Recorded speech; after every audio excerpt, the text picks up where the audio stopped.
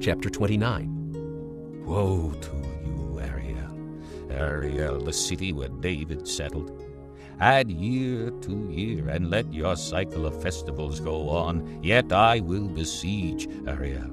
She will mourn and lament. She will be to me like an altar hearth. I will encamp against you all around. I will encircle you with towers and set up my siege works against you. Brought low, you will speak from the ground. Your speech will mumble out of the dust. Your voice will come ghost-like from the earth. Out of the dust your speech will whisper.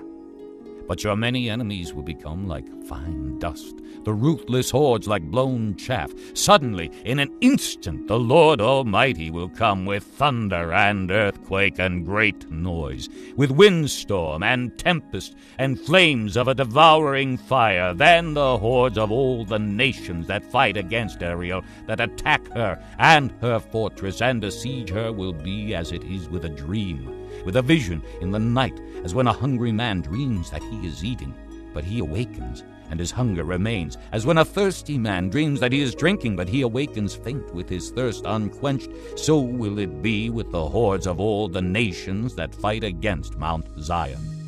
Be stunned and amazed. Blind yourselves and be sightless. Be drunk, but not from wine. Stagger, but not from beer. The Lord has brought over you a deep sleep. He has sealed your eyes, the prophets.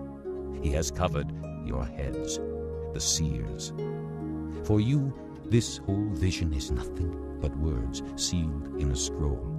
And if you give the scroll to someone who can read and say to him, "Read this, please," he will answer, "I can't. It is sealed." Or if you give the scroll to someone who cannot read and say, "Read this, please," he will answer, "I don't know how to read." The Lord says, "These people come near to me with their mouth and honor me with their lips, but their hearts are far from me. Their worship of me is made up only of rules taught by men.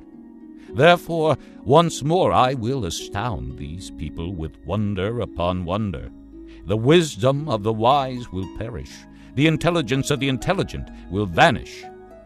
Woe to those who go to great depths to hide their plans from the Lord, who do their work in darkness and think, 'Who sees us? Who will know?'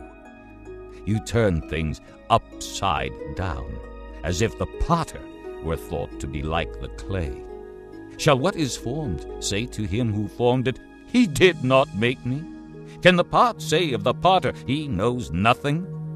In a very short time will not Lebanon be turned into a fertile field, and the fertile field seem like a forest? In that day the deaf will hear the words of the scroll, and out of gloom and darkness the eyes of the blind will see.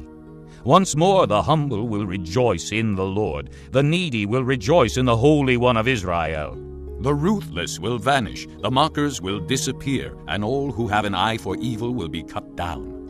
Those who with a word make a man out to be guilty, who ensnare the defender in court, and with false testimony deprive the innocent of justice. Therefore, this is what the Lord, who redeemed Abraham, says to the house of Jacob. No longer will Jacob be ashamed. No longer will their faces grow pale. When they see among them their children, the work of my hands, they will keep my name holy. They will acknowledge the holiness of the Holy One of Jacob, and will stand in awe of the God of Israel.